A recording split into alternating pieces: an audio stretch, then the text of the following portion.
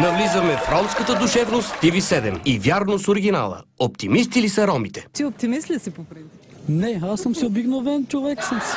То вярно, че да си оптимист на днешно време си е необикновено явление. Не, аз съм си обикновен човек съм си. Сега да разберем от кога има роми по нашите земи. Нова телевизия Календар. Кога живеете тук? От Хан Аспарух по време. 681 година. Да, и аз така знам. Аспарух прекусил Дунава и казал, тук ще бъде факултето. От Хан Аспарух по време. 681 година. Още от 681 датира и обичаят да се купуват булки. Изискванията към булките научаваме от TV7, тройка по никое време. Цената на булката зависи от красотата й. Вижте какви са критериите. Задължително трябва да е действена. Да, много е важно булката да е действена през първата брачна нощ. Ако не е действена, лошо. Няма да се пие блага ракия. Задължително трябва да е действена. Което има втора потреба, тя, например, струва 3-4 или 5 хиляди. TV2, шоуто на Азис. За някои особености на ромската хигиена. Аз като една бъдеща съседка, кажи ми как се устроя тук, как стоят нещата с канализации, топли води, бойлера, къде ви е на вас? Няма. Къде се къпете вие? Ми в панчара отиваме с коруци.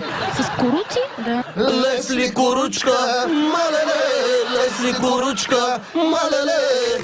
Ми в панчара отиваме с коруци.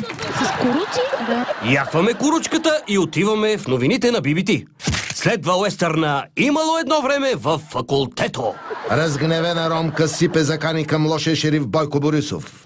И сега кой ще гласува? Момент, само да е посмеял този Бойко Борисов да дойде в квартала, ще го изгърмиме, това да си бъде ясно. Айде, Бойко Борисов изгърмя. Спокойно, гърмян заек е той. Той ще идва ли тук в квартала да иска гласове? Ще го застреляме ние!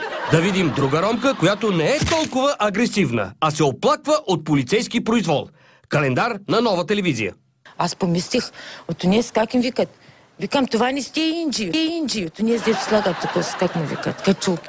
Дали става въпрос за нинджи или за инджи от перла? Викам, това не сте инджи. Новините на ПроБГ.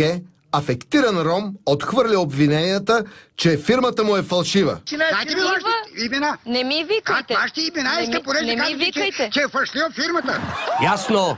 Фирмата фалшлива като банкнота от 7 лева. Не казах, че тези подписи... Кои са фалшливи? Фалшливи! Знаем, че ромите се женят млади. Понякога прекалено млади. Момичето е толкова грамадно. Имаше гърдички, имаше дупинци, имаше всичко. И той не знаеше на колко годинки.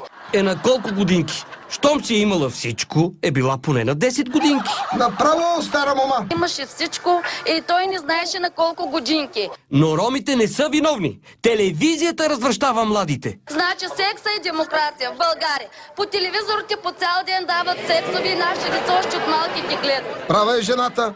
По нашите телевизии нон-стоп дават само сексове и мръсни филмове. По телевизорите по цял ден дават сексови